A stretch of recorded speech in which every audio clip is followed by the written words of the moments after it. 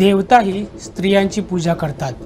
ज्यांनी स्त्रियांचा अपमान केला ते राजे रजवाडे धुळीस मिळाले. ज्यांनी स्त्रियांवर अत्याचार केले अशी मोठमोठी साम्राज्य देखील धुळीस मिळाली.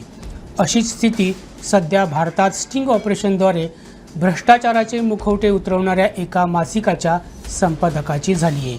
तेहलका मासिकाचा माजी संपादक तरुण तेजपाल आपल्याच सहकारी पत्रकार तरुणीचा बलात्कार केल्याच्या प्रकरणात दोषी ठरल्यानं मुंबई उच्च न्यायालयाच्या गोवा खंडपीठानं त्याला 10 वर्ष तुरुंगवासाची शिक्षा ठोठावली आहे.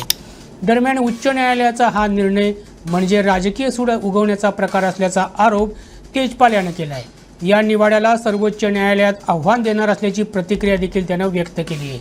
याच प्रकरणाची सविस्तर माहिती देणारा प्रुडंट मराठीचा हा खास वृत्तांत. आपले मोलाचे विचार मांडण्यासाठी 2013 साली गोव्यातील एका कार्यक्रमात तरुण तेजपाल आला होता.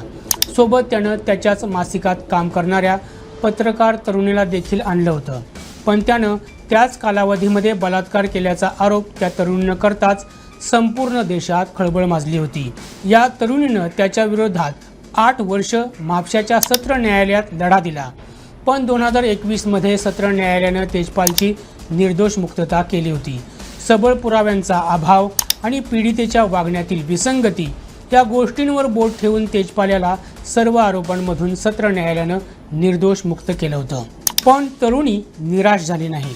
या निवाड्याला गोवा सरकारनं उच्च न्यायालयात आव्हान दिलं. त्यावर 5 वर्ष दोन्ही बाजूंनी जोरदार युक्तिवाद झाले.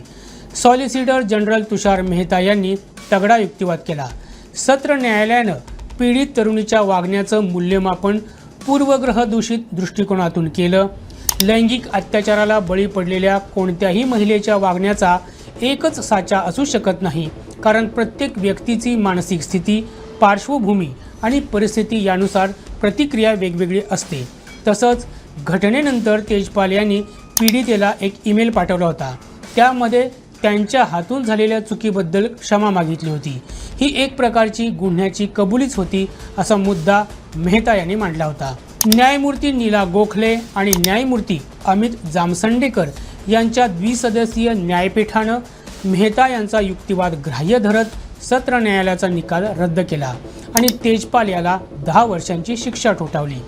2000 साली तेहलकानं भारतीय क्रिकेटमधील मॅच फिक्सिंग घोटाळा बाहेर काढल्यानंतर क्रिकेट जगतामध्ये मोठी खळबळ उडाली होती.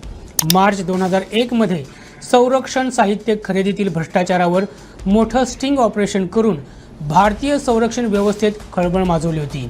1991 ते 2001 या कालावधीत संरक्षण सौद्यामधील स्टिंगमुळे तत्कालीन भाजप अध्यक्ष बंगारू लक्ष्मण यांना लाच घेताना कॅमेऱ्यात पकडलं गेलं.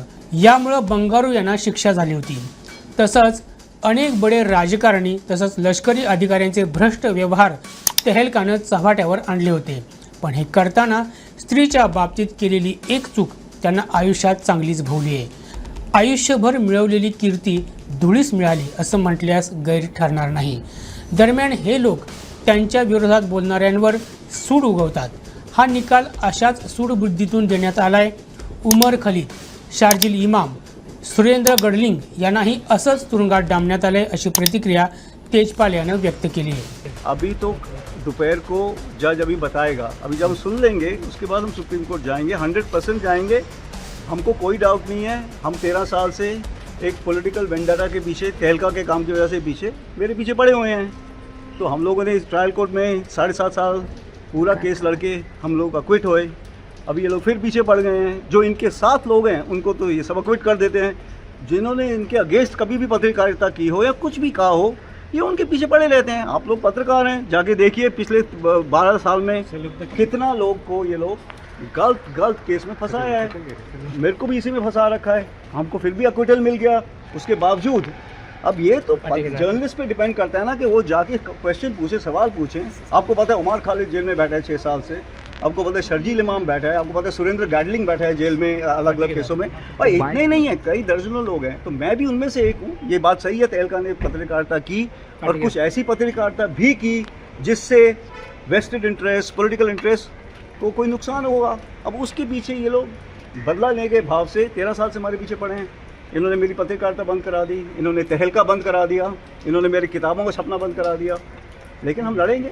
हम मेरे को पूरा फेथ है कि इतनी बड़ी जुडिशरी में ऐसे जज हैं जो सच देखेंगे और सच एकदम से सामने आएगा। एक बार आ चुका है ट्रायल कोर्ट में, जिसने 1.5 साल मेरा ट्रायल चला, डे ऑन डे, क्योंकि वो ऑर्डर डे ऑन डे का ट्रायल था। और इतना मटीरियल है, अगर आप लोग मेरे से बात करना बंद करें और जाके कोर्ट में एविडेंस देखें, इतना एविडेंस है कि मेरे को 10 बार बरी हो जाना चाहिए, एक बार भी नहीं। वो एविडेंस हम पूरा पब्लिक के सामने लेके आएंगे, कोई प्रॉब्लम नहीं है, सब लेके आएंगे। आता याविषयी तुमची काय प्रतिक्रिया आहे ती आम्हाला कमेंट बॉक्समध्ये जरूर कळवा आणि गोव्यासह महाराष्ट्रातील अशाच महत्त्वपूर्ण घडामोडी जाणून घेण्यासाठी आमच्या प्रुडंट मराठी यूट्यूब चॅनलला सबस्क्राईब करा।